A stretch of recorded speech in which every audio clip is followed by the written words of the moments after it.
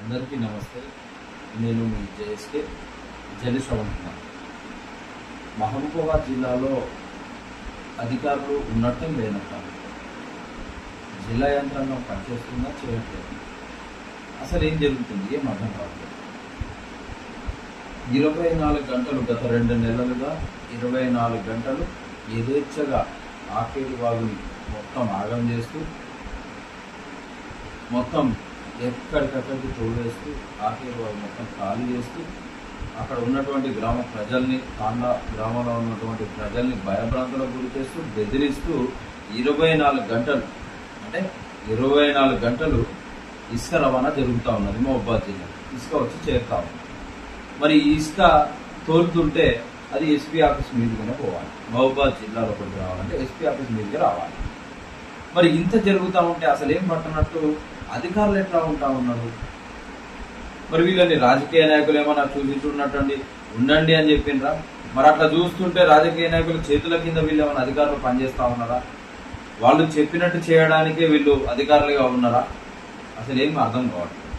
ఇవాళ ఏ అనుమతులతో వీళ్ళు అందరికీ ఇసుకరావాలా జరుగుతూ ఉన్నాయి. ఏ అనుమతులతోటి మహబూబాబాద్ జిల్లాకి యథేచ్ఛగా ఇసుక రవాణా జరుగుతూ ఉన్నది. 24 గంటలు ఇప్పుడు కూడా చూడండి, తెల్లదాకా చూడండి, గూడూరు వాగు ఇసుక అంతా మహబూబాద్లోనే ఉన్నది. ఇందిరమ్మ ఇళ్ల పేరిట గత 2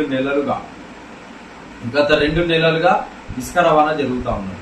మరి వీళ్ళని ఎందుకు కాపాడలేరు? ప్రతి బిల్లుకి టోకెన్ చెక్ చేస్తా ఉన్నారా లేదా? ప్రతి బిల్లుకి అనుమతి ఉందా లేదా?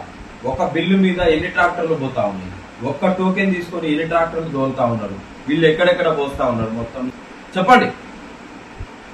మీరు అధికారులు ఒక బిల్లు పేరిట ఒక బిల్లు తీసుకొని ట్రాక్టర్ యజమాని ఒక్క బిల్లు తీసుకొని 3-4 ట్రాక్టర్లు దోలుతా ఉన్నాడు. ఒక్క బిల్లుకి ఒక టోకెన్ మీద యథేచ్ఛగా ఇసుక రవాణా జరుగుతూ ఉన్నది. వచ్చిపోతు పక్కనే కాబట్టి అదే 2-3 ట్రాక్టర్లకు ఒకే టోకెన్ ఇచ్చి దోలుతా ఉన్నారు. మరి ఈ అధికారులు ఏం పట్టాలంటే ఎందుకు అంటా ఉన్నారు? మరి వీళ్ళకేమన్నా అక్కడి నుంచి అంటే ఈ యజమానుల దగ్గర నుంచి ఇసుకాసుల దగ్గర నుంచి ఏమన్నా మామూలు పోతా ఉన్నాయా? రాజకీయ నాయకులకు ఏమన్నా పోతా ఉన్నాయా? రాజకీయ నాయకుల కనుచేతుల్లో కనుసైగల్లో అధికారులు పనిచేస్తా ఉన్నారా? ఆకేరు వాగు మొత్తం ఖాళీ చేస్తూ అక్కడ గ్రామాలలో ఉన్నటువంటి ప్రజల్ని బెదిరిస్తూ భయభ్రాంతులకు గురి చేస్తూ ఇంత ఇబ్బంది పెడతా ఉంటే అసలు ఏం తెలియనట్టు అధికారులు ఎందుకుంటా ఉన్నారు?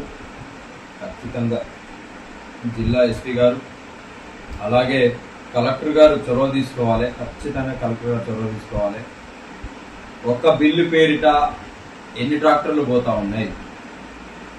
మరి అక్కడ ఉండి అధికారులు ఎందుకు బిల్లు ఇప్పుడు మనకు ఒక ఇందిరమ్మ ఇల్లు శాంక్షన్ అయినప్పుడు ఆ ఇందిరమ్మ ఇంటికి ఇప్పుడు బేస్మెంట్ లెవెల్ అంటే ఒక ట్రక్ లేదా 2 ట్రక్కులు ఇష్టపడ్డాయి.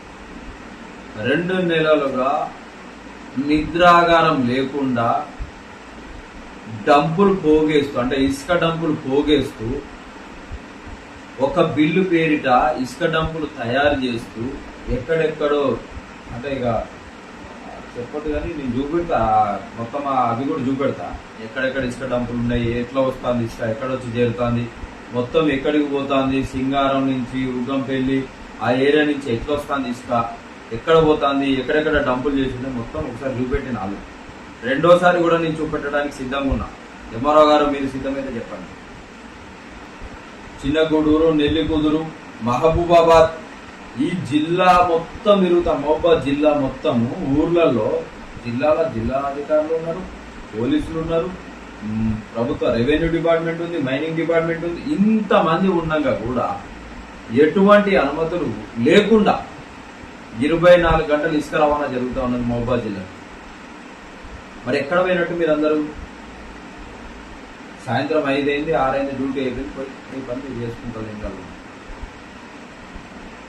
మరి ఇక్కడ ప్రభుత్వ ఆస్తుల్ని కాపాడాల్సిన బాధ్యత ఎవరికి? ఎవరు చూడాలి? ఆ బాధ్యత అంతా ఎవరికి? ఎవరు చూస్తా ఉన్నారు? ఇప్పుడు ఎవరు చూస్తా ఉన్నారు? ఒక్కసారి దయచేసి జిల్లా ఎస్పీ గారు అలాగే జిల్లా కలెక్టర్ గారు చొరవ తీసుకొని ఈ ఇసుకాసురులపై మీరు వేసే వేటు ఇంకోసారి తప్పు చేయాలి అని వాడికి అనిపిస్తే తప్పు చెయ్యాలి అని వాడికి అనిపిస్తే అమ్మో మహబూబాద్ జిల్లానా అనే విధంగా ఉండాలి. మహబూబాద్లో తిరుగుబాటు జరిగితే మానుకోట రాళ్ళు గుర్తొస్తుంది. ఇంకోసారి ఇట్లాంటి తప్పు చేయాలనుకునే వారికి మహబూబాద్లో పనిచేసిన అధికారులు గుర్తొచ్చేలాగా చేయాలి.